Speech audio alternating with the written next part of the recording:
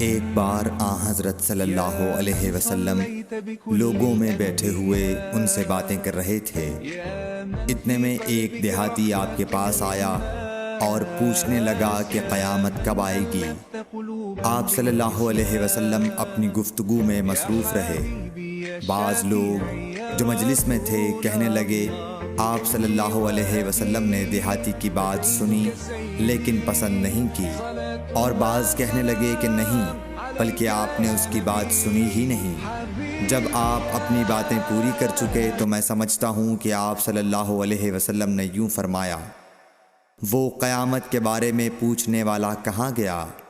اس دیہاتی نے کہا، حضور میں موجود ہوں۔ آپ نے فرمایا کہ جب امانت ایمانداری دنیا سے اٹھ جائے تو قیامت قائم ہونے کا انتظار کر۔ اس نے کہا، ایمانداری اٹھنے کا کیا مطلب ہے؟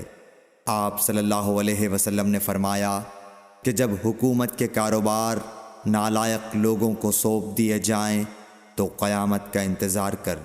صحیح بخاری حدیث نمبر 59۔